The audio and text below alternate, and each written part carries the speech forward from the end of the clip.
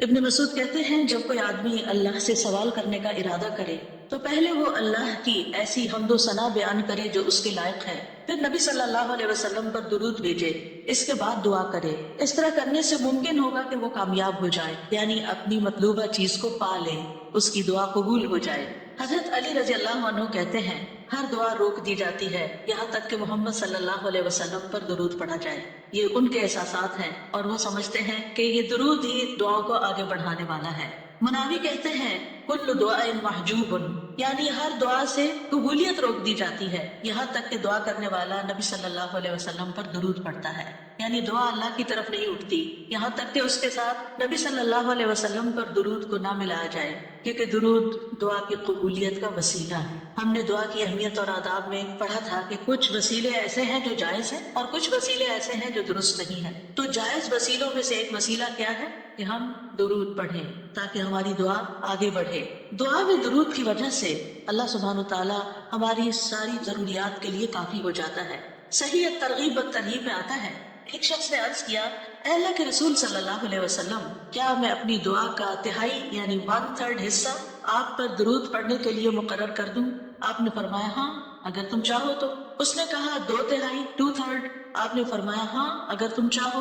اس نے کہا اگر میں ساری دعا درود کے لیے مقرر کر دوں؟ تو رسول اللہ صلی اللہ علیہ وسلم نے فرمایا پھر تو اللہ تمہاری دنیا اور آخرت کے غم و فکر کے لیے تمہیں کافی ہو جائے گا۔ اس کا یہ مطلب نہیں ہے کہ ہم پھر کوئی دعا مانگے ہی نہ، اس کا مطلب یہ ہے کہ زیادہ سے زیادہ درود پڑھیں۔ یعنی دعائیں تو ہم مخصوص وقت پہ پڑھتے ہیں یا پھر جب کوئی ضرورت پیش آتی ہے، لیکن درود ہم ہر وقت پڑھ سکتے ہیں۔ یعنی ہماری روزانہ کی جو روٹین ہے، چلتے پھرتے اٹھتے بیٹھتے، کیونکہ کچھ لوگوں نے اس کے ساتھ بھی بڑی پابندیاں عائد کی ہوئی ہیں کہ بغیر وضو کے درود نہ پڑھا جائے، سر پہ دوپٹے کے بغیر درود نہ پڑھا جائے، راستے میں کہیں درود نہ پڑھ، ایسا کچھ نہیں ہے۔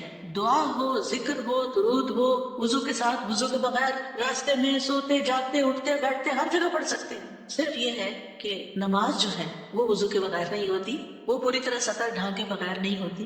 آپ لمبی سے لمبی نماز پڑھ رہے ہیں لیکن آپ نے ایسا دوپٹہ اوڑا ہوا ہے کہ آپ کے بال جھلک رہے ہیں تو آپ کی نماز نہیں ہوگی، آپ کی محنت ضائع ہو جائے گی۔ لیکن درود شریف کے وقت اگر آپ کام کر رہے ہیں، مثلا کھانا پکا رہے ہیں اور آپ نے دوپٹہ اتار کے ایک طرف رکھا ہوا ہے کہ بار بار وہ بیچ میں اٹک رہا ہے، تو کوئی حرج نہیں، سر ننگا بھی ہے تو درود شریف پڑھ سکتے ہیں۔ تو درود شریف پڑھتے رہنے سے انسان کے سارے مسائل حل ہو جاتے ہیں، خاص طور پر اگر آپ کے دل پر بوجھ ہے، غم ہے، پریشانی ہے، تو درود ان چیزوں کو دور کرنے والا ہے، ان کا ازالہ کرنے والا ہے۔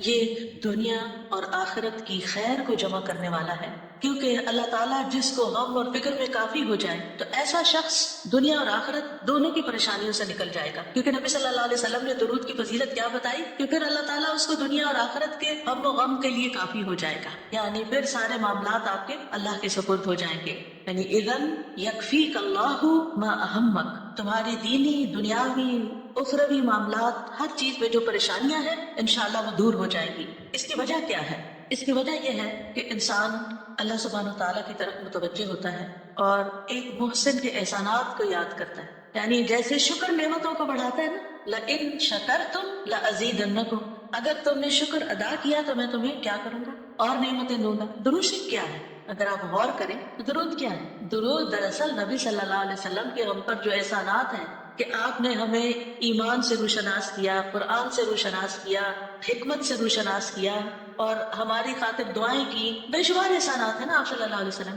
آج ہم آپ کو کیا بدلہ دے سکتے ہیں؟ کس شکل میں بدلہ دے سکتے ہیں؟ ہم آپ کے لیے کیا کر سکتے ہیں؟ اب ہمارے والدین ہمارے ساتھ احسان کرتے ہیں تو ہم ان کی خدمت کرتے ہیں، ہم ان کو کچھ پکا کے دے دیتے ہیں، ہم ان کو کچھ کھلا دیتے ہیں، ہم ان کو کچھ گفٹ دے دیتے ہیں، یعنی مختلف طریقے سے ماں باپ کو خوش کرنے کی کوشش کرتے ہیں، چاہے انہیں ضرورت ہو یا نہ ہو، ہم سب ایسے ہی کرتے ہیں نا۔ یعنی ہم یہ تھوڑی دیکھتے ہیں کہ ان کو اس وقت ہمارے لاڈ پیار کی ضرورت ہے یا نہیں ہے، وہ دکھی ہے، پریشان ہے یا نہیں ہے، ہم اپنی محبت کا اظہار کسی نہ کسی شکل میں کرتے رہتے ہیں۔ وہ فوت ہو جاتے ہیں تو پھر کیا کرتے ہیں؟ پھر ان کو وزٹ نہیں کر سکتے، ان کو دیکھ نہیں سکتے، ان کو کچھ دے نہیں سکتے، انہیں کچھ کھلا پلا نہیں سکتے، پھر ہم ان کے لیے بس صرف دعائیں کرتے ہیں یا صدقہ خیرات کر دیتے ہیں، یہی چیزیں ان کو فائدہ دیتی ہیں۔ نبی صلی اللہ علیہ وسلم کے احسانات ہم پر سب انسانوں سے زیادہ ہیں، ہمارے ماں باپ سے بھی زیادہ ہیں ہم پر۔ اگر ہم سیرہ پڑھیں اور دیکھیں کہ آپ نے کتنے دکھ اٹھائے، کتنے غم اٹھائے، کتنی پریشانیوں سے گزرے تو حیران ہو جاتا ہے انسان کہ اتنی بھی سچی خیرخواہی کسی انسان کے اندر ہو سکتی۔ النبی اولی بالمؤمنین من انفسہم، نبی تو تم پر تم سے بھی زیادہ تمہارے لیے مہربان ہے. یعنی ہم اپنی جانوں کے بارے میں اتنے فکر مند نہیں ہوتے، ہم اپنے آپ کو خود جہنم کی آگ سے بچانے کے لیے وہ فکر نہیں کرتے جتنی فکر ہمارے نبی صلی اللہ علیہ وسلم نے ہمارے لیے کی. تو ان کے احسانات کا بدلہ کیسے دیں گے ہم ان کے لیے کیا کریں گے؟ ہم ان کے لیے درود پڑھیں گے. تو یہ درود کا پڑھنا آپ کے احسانات کا بدلہ تو ہم کہاں سے دے سکتے ہیں، لیکن اس کے جواب میں ایک شکریہ ادا کرنے کا انداز ہے، ان کی مہربانیوں کو اکنالج کرتے ہیں.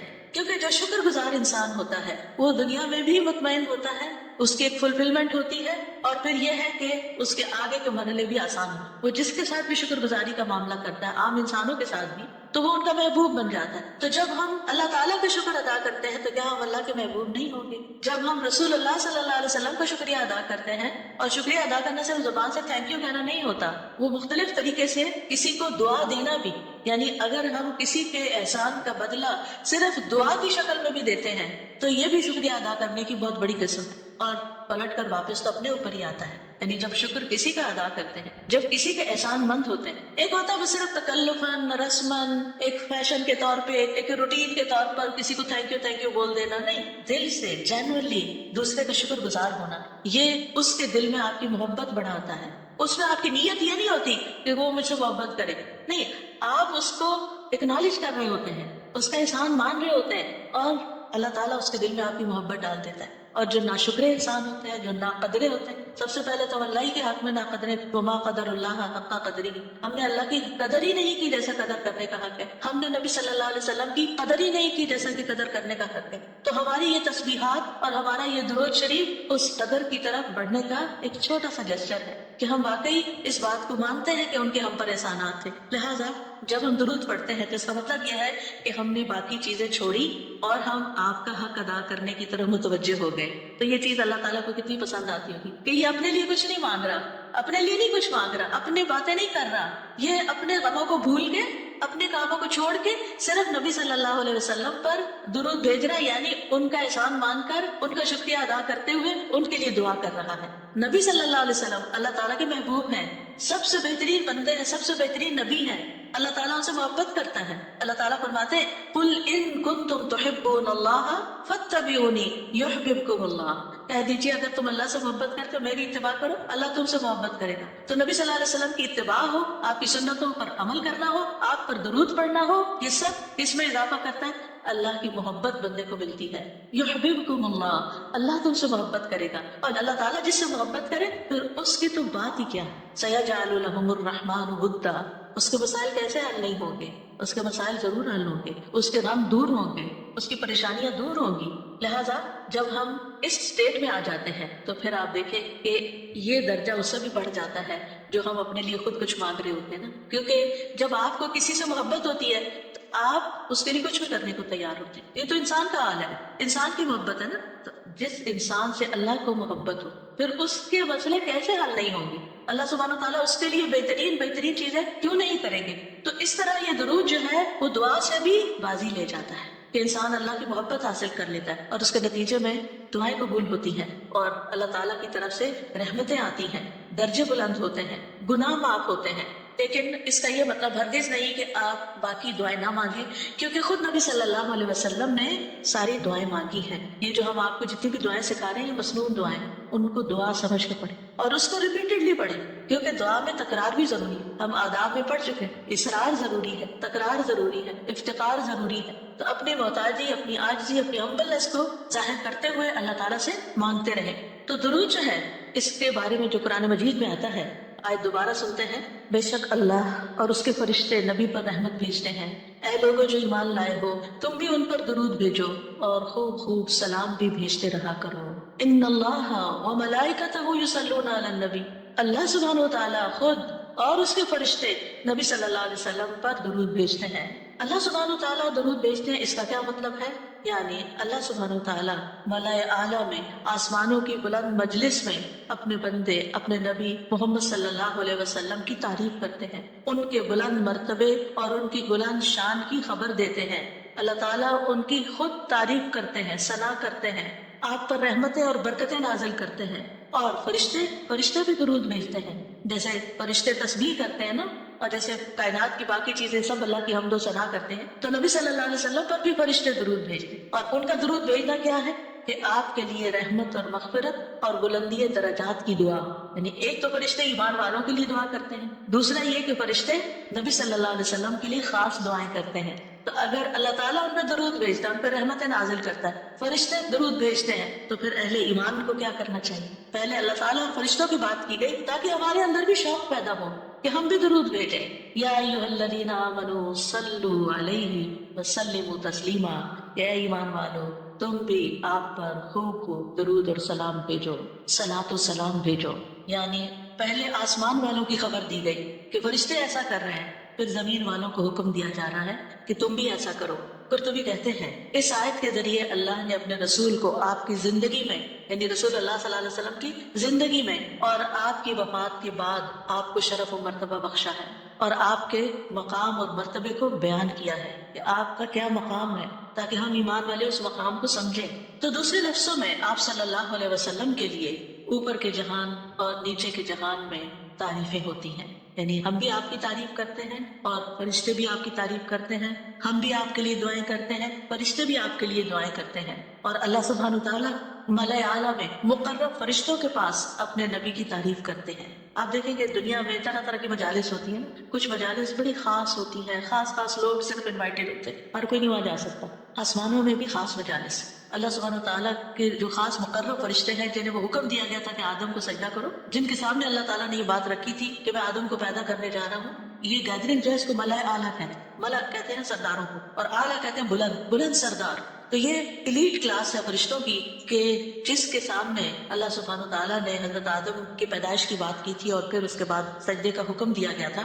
تو مقرب فرشتوں کے درمیان یا ان کے پاس اللہ سبحانہ تعالیٰ نبی صلی اللہ علیہ وسلم کی تعریف کرتے ہیں. ذرا سوچئے، امیجن کیجئے فرشتوں کی مجلس. ویسے تو کوئی فرشتہ اللہ کی نافرمانی نہیں کرتا، ہر فرشتہ اطاعت گزار ہے، ہر فرشتہ اللہ کی بات مان.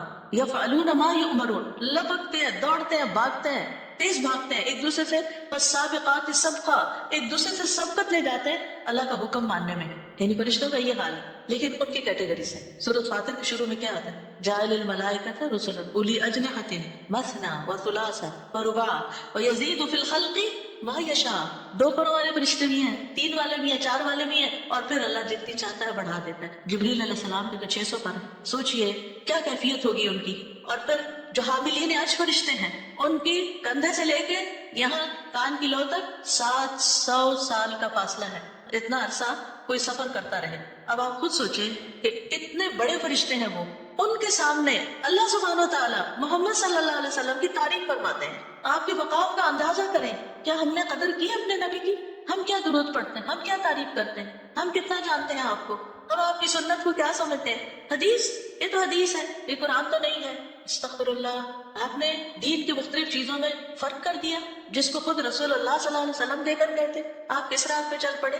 تو آپ سوچئے کہ اللہ کے رسول صلی اللہ علیہ وسلم کی تعریف وہاں ہو رہی. راہ گزرتا بھی کوئی ہماری تعریف کر دے نا تو ہم ایسے بھول جاتے ہیں، وہ بڑی چیز ہو گئے، ہم پتہ نہیں کیا بن گئے ہیں. اس کو بھی بہت کچھ سمجھتے ہیں. کبھی فیس بک پہ لگاتے ہیں فلاں نے ہماری تعریف کی ہے، کبھی کچھ کرتے ہیں، کبھی کچھ کرتے ہیں. تعریف سوچئے پھر ہم کیا ہے اور محمد صلی اللہ علیہ وسلم کیا ہے جن کی تعریف اللہ تعالیٰ کر رہے ہیں اور وہ فرشتوں کی مجلس میں کر رہے ہیں. اس تعریف کا کیا کہنا. ایسے پیغمبر پر، ایسے نبی پر کیا ہم درود نہیں بھیجیں گے؟ کیا ہم ان کے لیے دعائیں نہیں کریں گے؟ اللہ سبحانہ تعالیٰ سے ان کے لیے وسیلہ نہیں مانگیں گے؟ تو صلاۃ کا جو لفظ ہے، صلاۃ کا لفظ اس کے معنی میں رحمت بھی ہے، ذکر خیر بھی ہے، دعا بھی ہے. رحمت، ذکر خیر اور دعا.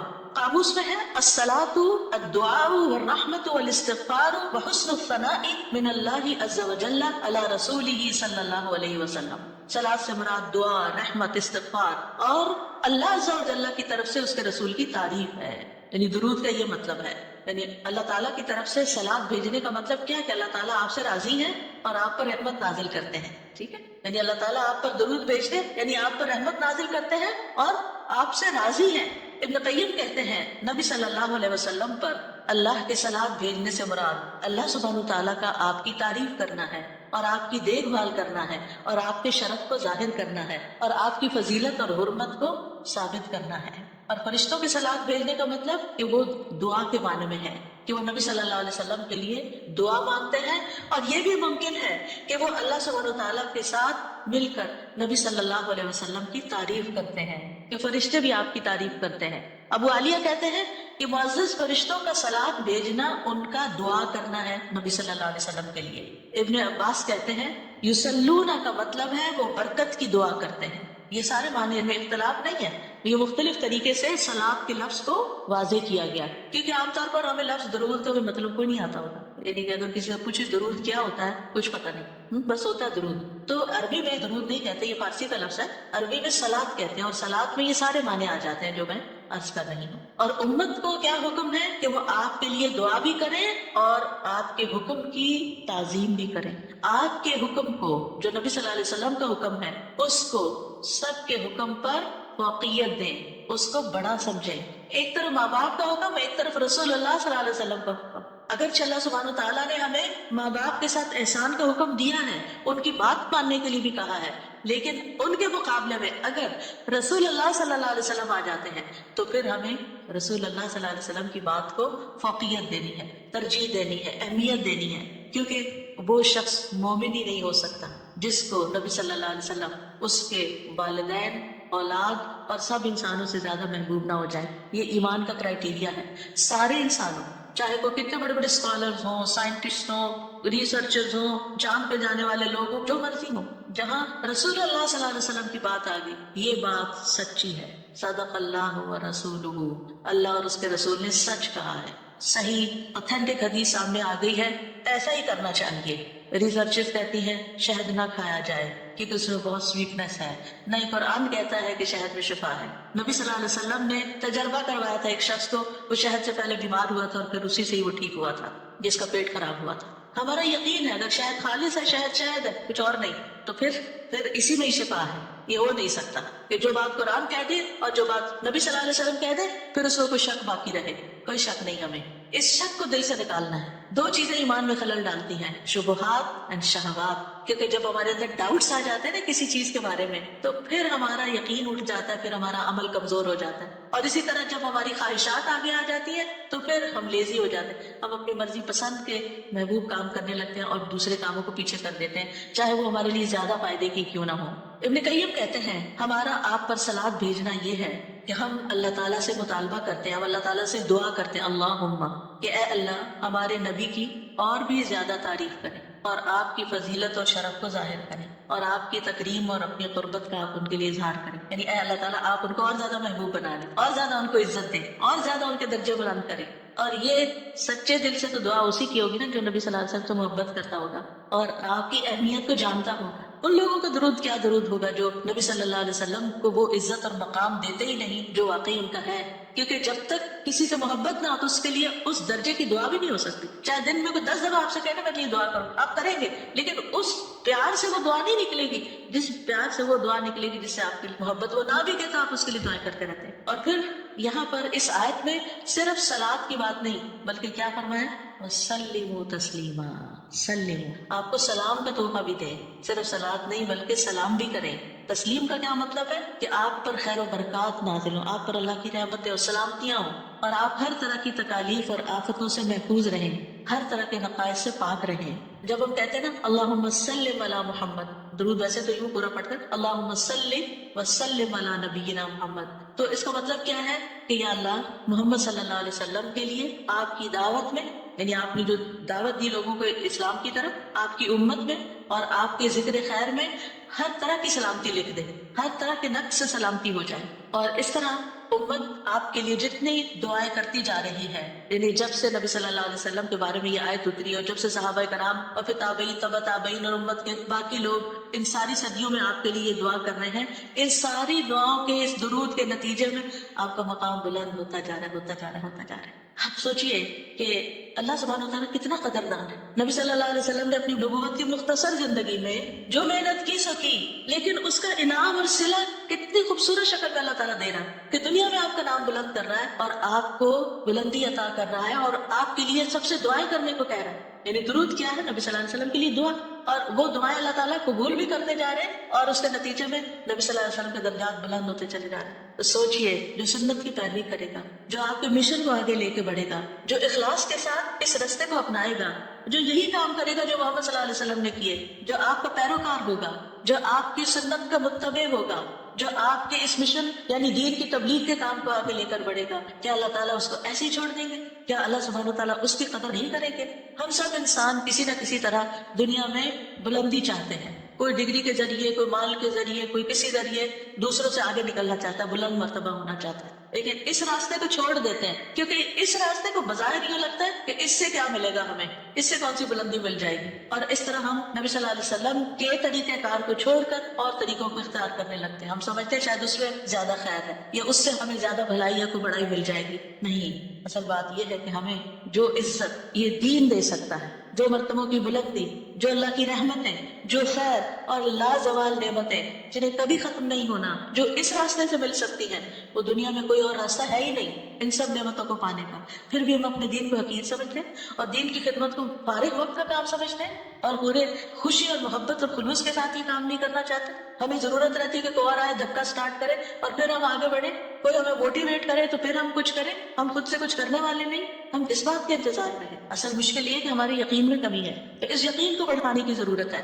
تو اللہ سبحانہ و تعالیٰ اپنے فرشتوں کے بعد ایمان والوں کو حکم دیتا ہے کہ اے مومنو، تم تو زیادہ حقدار ہو کہ نبی پر درود و سلام بھیجو، کیونکہ تمہیں ان کی رسالت سے جو برکتیں حاصل ہوئی ہیں، جو فیض حاصل ہوا ہے، وہ فرشتوں کو تو نہیں ہوا نا. فرشتے تو پہلے سے اللہ کی عبادت کریں. ہمیں عبادت کے طریقے کس نے سکھائے؟ محمد صلی اللہ علیہ وسلم نے سکھائے. آپ کی بدولت ہمیں یہ ساری نعمتیں ملی، تو ہمیں تو زیادہ پھر درود بھیجنا چاہیے. تو صلو علیہ وسلموا تسلیما. آپ کا حق اور آپ کی عزت اور آپ کی قدردانی صرف یہ نہیں کہ ہم آپ کی شان میں کوئی گستاخی نہ کریں یا کوئی گستاخی کرے تو اس کے پیچھے پڑنا ہے. آپ کا مقام اس سے زیادہ کا متقاضی کہ آپ کا درود و سلام بھیجا جائے، اور یہ قرآن سے بھی ثابت اور یہ سنت سے بھی ثابت اور یہ فرشتوں کا طریقہ بھی ثابت. اسی لیے آپ دیکھیں کہ نماز کے اندر درود پڑھنا واجب ہے، واجب ہے. اگر آپ نے اتحیات پڑھ کے سلام بھیج دیا، درود نہیں پڑھا، تو آپ کی نماز ناقص ہے. لیکن اگر آپ کو وضو ٹوٹ رہا ہے مثال کے طور پر، اور آپ سوچتے ہیں کہ اب اگر میں اس موقع پر میری نماز جاتی ہے تو میں کیا کروں گا، تو اگر آپ صرف اتنا بھی پڑھ دیتے ہیں نا، اللہم صلی وسلم علی نبینا محمد، اور سلام پھیر دیتے ہیں، نماز ہو جاتی ہے. تو یہ یعنی عام حالات میں بھی ہم درود پڑھ سکتے ہیں اور نماز میں تو پڑھنا ہی پڑھنا ہے. اور پھر اذان کے بعد اور مختلف مواقع پر انشاءاللہ دیکھتے ہیں. شیخ سعدی کہتے ہیں آپ صلی اللہ علیہ وسلم پر درود بھیجنا اللہ سبحانہ و تعالیٰ اور اس کے فرشتوں کی اقتدا ہے، اور جو حقوق ہم پہ عائد ہوتے ہیں اس کا بدلہ دینا بھی مقصود ہے. آپ کی محبت اور آپ کی تکریم کی علامت ہے. جو آپ سے جتنی محبت کرے گا اتنا ہی درود بھیجے گا. پھر یہ اجر و ثواب کے حصول کا ذریعہ بھی ہے. سبحان اللہ، یعنی جب کوئی انسان شکر گزار ہوتا ہے، قدردان ہوتا ہے، تو اللہ تعالیٰ اس کی کیسی قدردانی کرتے ہیں. درود ہم آپ پر پڑھتے ہیں، ثواب ہمیں مل رہا ہوتا ہے. کوئی احسان نہیں ہے کسی پر، آپ کو بھی ساتھ ہی فائدہ ہو گیا. اور پھر یہ ایمان کی علامت ہے، کیونکہ جو آپ سے محبت نہیں کرتا اس کا ایمان مکمل نہیں. اور پھر آپ کی توقیر جس کا حکم اللہ تعالیٰ نے دیا اس کی علامت بھی ہے. لِتُؤْمِنُوا بِاللَّهِ وَرَسُولِهِ وَتُعَزِّرُوهُ وَتُوَقِّرُوهُ وَتُسَبِّحُوهُ بُكْرَةً وَأَصِيلًا، تاکہ تم اللہ اور اس کے رسول پر ایمان لاؤ اور اس کی مدد کرو اور اس کی تعظیم کرو اور دن کے شروع اور آخر میں تسبیح کرو. نبی صلی اللہ علیہ وسلم کے امت پر جو احسانات ہیں ان کا تھوڑا سا ذکر کرنا اس لیے ضروری ہے تاکہ یاد تازہ ہو جائے کہ آپ کے ذریعے میں کیا کیا فیض ملا. سب سے بڑی بات یہ کہ وہ ہمارے بارے میں بڑے رحیم و شفیق تھے. لَقَدْ جَاءَكُمْ رَسُولٌ مِّنْ أَنفُسِكُمْ عَزِيزٌ عَلَيْهِ مَا عَنِتُّمْ حَرِيصٌ عَلَيْكُمْ بِالْمُؤْمِنِينَ رَءُوفٌ رَحِيمٌ. لوگوں، تمہارے پاس تمہیں میں سے ایک رسول آیا ہے. اگر تمہیں کوئی تکلیف پہنچے تو اسے گراہ گزرتی، اس کو تکلیف ہوتی. کیا ہمارے اندر بھی دوسروں کے لیے ایسے احساسات ہیں کہ کسی کو تکلیف پہنچے تو ہمیں تکلیف ہو جائے؟ نبی صلی اللہ علیہ وسلم کو ایمان والوں کی تکلیف سے تکلیف پہنچتی تھی. وہ تمہاری فلاح کا حریص ہے. ہم ہیں لوگوں کی فلاح کے حریص، ان کو ہدایت ہو جائے، دین کی طرف آ جائے. مومنوں پر نہایت مہربان اور رحم کرنے والا ہے۔ یہ ہیں ہمارے رسول جن کی گواہی اللہ تعالیٰ نے دی کہ ان کے اندر کے جذبات لوگوں کے لیے کیا ہیں اور ان کا مشن کیا ہے اور وہ چاہتے کیا ہیں آپ کے لیے، اور وہ کتنے شفیق اور مہربان ہیں۔ یعنی ایک دائی کی ایک بنیادی صفت ہونی چاہیے کہ وہ دوسروں سے محبت کرنے والا ہو، دوسروں کی خیر کرنے والا ہو۔ ہم بعض اوقات دین کا کام کرتے ہوئے اتنے پروفیشنل ہو جاتے ہیں کہ ہماری ٹون بھی بڑی اسپارٹ ہو جاتی ہے اور ہمارا انداز بھی بڑا تحکمانہ ہو جاتا ہے۔ ہم سمجھتے ہیں کہ ہم صحیح معنی میں خدمت کر رہے ہیں، نہیں، کہیں ایسا نہ ہو کہ اس کی وجہ سے لوگ دین سے ہی دور ہو جائیں۔ نبی صلی اللہ علیہ وسلم کا یہ طریقہ نہیں تھا۔ اللہ کی قسم، ہم جتنے سنت کے زیادہ قریب ہوں گے اتنے ہی زیادہ ہم دین کو فائدہ پہنچانے والے ہوں گے، اور جتنے سنتوں سے دور ہو جائیں گے اور آپ کے طریقے سے دور ہو جائیں گے، آپ سے بھی اتنے ہی دور ہو جائیں گے اور دین کو بھی اتنا ہی نقصان کر دیں گے۔ نبی صلی اللہ علیہ وسلم مومنوں پر ان کی جانوں سے بھی زیادہ قریب ہیں۔ النبی اولیٰ بالمؤمنین من انفسہم وازواجہ امہاتہم، یہ نبی مومنوں پر ان کی جانوں سے زیادہ حق رکھنے والا ہے اور اس کی بیویاں ان کی مائیں ہیں۔ نبی صلی اللہ علیہ وسلم نے فرمایا، دنیا میں کوئی مومن ایسا نہیں جس سے میرا دنیا اور آخرت میں سب سے زیادہ قریب کا رشتہ نہ ہو۔ اگر چاہتے ہو تو یہ آیت پڑھ لو، یعنی صرف اس دور کے لوگوں کے لیے نہیں تھے آپ قریب، بلکہ ہمارے لیے بھی ہیں۔ فرمایا یہ آیت پڑھ لو، النبی اولیٰ بالمؤمنین من انفسہم، نبی مومنوں پر ان کی جانوں سے بھی زیادہ قریب ہیں۔ لہٰذا جو کوئی مومن مر جائے اور مال چھوڑ جائے تو وہ اس کے خاندان کو ملے گا، اس کے وہ وارث ہوں گے، اور جو قرض یا عیال چھوڑ جائے وہ میرے پاس آئے، میں اس کا بندوبست کروں گا۔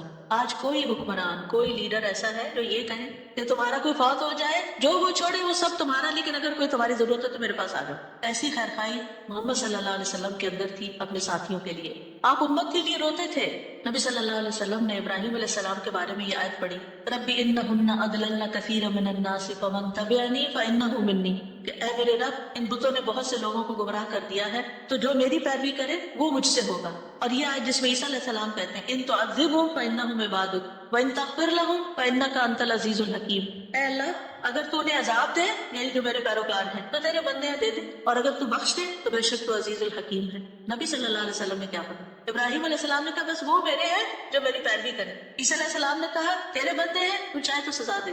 نبی صلی اللہ علیہ وسلم کو دیکھیے، پھر آپ نے یہ دو آیتیں پڑھ کے اپنے ہاتھ اٹھائے اور فرمایا، اے اللہ میری امت، میری امت، امتی امتی، اور آپ رونے لگ گئے۔ یہ آپ کے دل میں امت کے لیے پیار تھا، امت کے دل میں محمد صلی اللہ علیہ وسلم کے لیے کیا محبت ہے۔ تو اللہ عز و جل نے فرمایا، اے جبریل جاؤ محمد کے پاس، حالانکہ تیرا رب خوب جانتا ہے، اور ان سے پوچھو کہ کیوں رو رہے ہیں۔ جبریل علیہ السلام آپ کی خدمت گئے اور آپ سے رونے کی وجہ پوچھی، تو رسول اللہ صلی اللہ علیہ وسلم نے انہیں بتا دیا کہ میں اپنی امت کے لیے رو رہا ہوں، حالانکہ اللہ سب سے زیادہ جاننے والا ہے۔ تو اللہ تعالیٰ نے فرمایا، اے جبریل محمد کی طرف جاؤ اور ان سے کہہ دو کہ ہم آپ کو آپ کی امت کے بارے میں ضرور راضی کر دیں گے اور ہم آپ کو غمگین نہیں کریں گے۔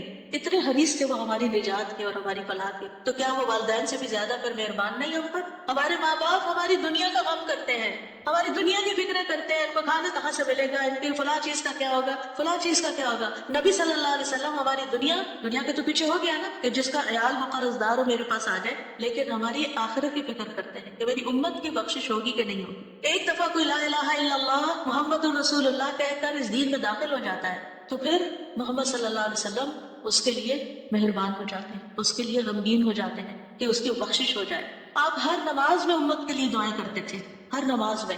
حضرت عائشہ کہتی ہیں، میں نے رسول اللہ صلی اللہ علیہ وسلم کو خوش طبیعت دیکھ کر کہا، اے اللہ کے رسول میرے لیے اللہ تعالیٰ سے دعا کرے۔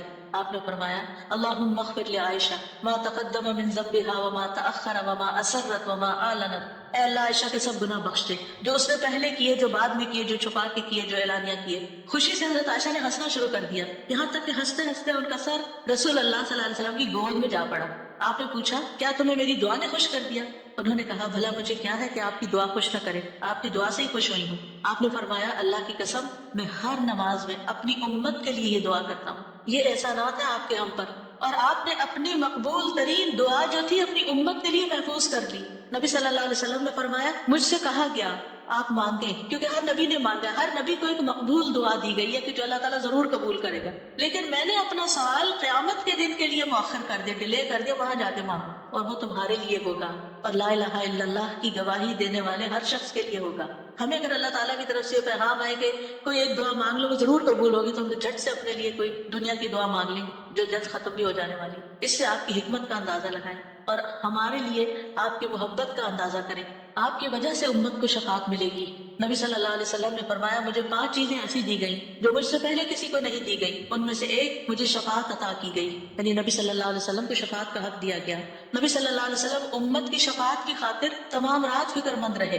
ابو ذر کہتے ہیں ایک مرتبہ رسول اللہ صلی اللہ علیہ وسلم نے نماز شروع کی اور ساری رات صبح تک ایک ہی آیت رکوع اور سجود میں پڑھتے رہے کہ اے اللہ اگر تو انہیں عذاب میں مبتلا کر دے تو یہ تیرے بندے ہیں، اور اگر تو انہیں معاف کر دے تو تو بڑا غالب حکمت والا ہے۔ جب صبح ہوئی تو میں نے عرض کیا یا رسول اللہ آپ ساری رات صبح تک رکوع اور سجود میں ایک ہی آیت پڑھتے رہے۔ آپ دیکھیے کہ وہ جو سوال اکثر آتا ہے نا کہ سجدے میں قرآنی دعا پڑھ سکتے ہیں یا نہیں، اس کا یہ جواب ہے، ٹھیک ہے، کہ قرآنی آیت جو دعا کی شکل میں ہو وہ پڑھ سکتے ہیں۔ آپ صلی اللہ علیہ وسلم نے فرمایا میں اپنے رب سے اپنی امت کے لیے سفارش کا حق مانگ رہا تھا، یہ دعا کر کے امت کے لیے سفارش کا حق مانگ رہا تھا جو اللہ نے مجھے عطا کر دیا، اور انشاءاللہ یہ ہر اس شخص کو نصیب ہوگی جو اللہ کے ساتھ کسی کو شریک نہیں ٹھہراتا، شرک نہیں کرتا۔ ابن عباس کہتے ہیں رسول اللہ صلی اللہ علیہ وسلم نے فرمایا اللہ نے میرے لیے میری امت کی غلطی اور بھول چوک اور جس پر ان کو مجبور کر دیا جائے اس سے درگزر فرمایا، اور یہ بھی آپ کا ایک احسان ہے ہم پر۔ نبی صلی اللہ علیہ وسلم نے اپنی امت کو مشقت میں نہیں ڈالا، بس وہ کام سکھائے جو وہ کر سکتے تھے آسانی سے۔ آپ صلی اللہ علیہ وسلم نے فرمایا اگر میری امت پر مشقت نہ ہوتی تو میں انہیں ہر نماز کے وقت وضو کرنے کا حکم دیتا، یعنی چاہے وضو ہوتا پھر بھی دوبارہ حکم دیتا، لیکن اگر وضو ہے تو دوبارہ نہ بھی کرو، یہ آسانی دی آپ نے۔ آپ اپنی امتیوں کو آگ سے بچانے کی شدید حرص رکھتے تھے۔ نبی صلی اللہ علیہ وسلم نے ایک مرتبہ فرمایا میری مثال اور لوگوں کی مثال اس شخص کی طرح ہے جس نے آگ روشن کی، جب اس کے چاروں طرف روشنی پھیل گئی تو پروانے اور کیڑے مکوڑے جو آگ پہ گرتے ہیں اس میں گرنے لگے۔ وہ آدمی ان کو آگ سے دور کرتا ہے لیکن وہ اس کے قابو میں نہیں آتے بلکہ آگ میں داخل ہو جاتے ہیں۔ اسی طرح میں تمہاری کمروں سے پکڑ پکڑ کر تمہیں آگ سے روکتا ہوں اور تم اس میں گرتے جاتے ہو، یعنی میں تمہیں روکتا ہوں کہ وہ غلط کام نہیں کرو کہ جو آگ کی طرف لے جانے والے ہیں، اور تم رک نہیں رہے۔ اسی طرح آپ صلی اللہ علیہ وسلم نے اپنے بعد آنے والے امتیوں کے لیے بھی محبت کا اظہار کیا ہے۔ حدیث میں آتا ہے آپ نے فرمایا کاش میں اپنے بھائیوں سے مل پاتا۔ نبی صلی اللہ علیہ وسلم کے صحابہ نے عرض کیا کیا ہم آپ کے بھائی نہیں؟ آپ نے فرمایا تم میرے صحابہ ہو، میرے بھائی وہ لوگ ہیں جو مجھ پر ایمان لائے ہوں گے لیکن میری زیارت نہ کر سکے ہوں گے، یعنی آپ کے بعد دنیا میں آئے ہیں۔ پھر یہ ہے کہ درود شریف پڑھنے کے فائدے کیا ہیں؟ یہ تو تھا کہ آپ کے احسانات ہیں ہم پر، لہٰذا ہمیں انسان ہونے کی حیثیت سے ہمارے اوپر لازم ہے کہ احسان کا بدلہ چکائے اور ہم آپ پر درود پڑھیں۔ لیکن ویسے فائدے کیا ہیں؟ ایک بار درود بھیجنے پر 10 رحمتیں ملتی ہیں، صحیح مسلم کی روایت میں آتا ہے۔ سنن نسائی میں آتا ہے جو شخص مجھ پر 1 مرتبہ درود بھیجے گا اللہ اس پر 10 مرتبہ رحمتیں نازل کرے گا۔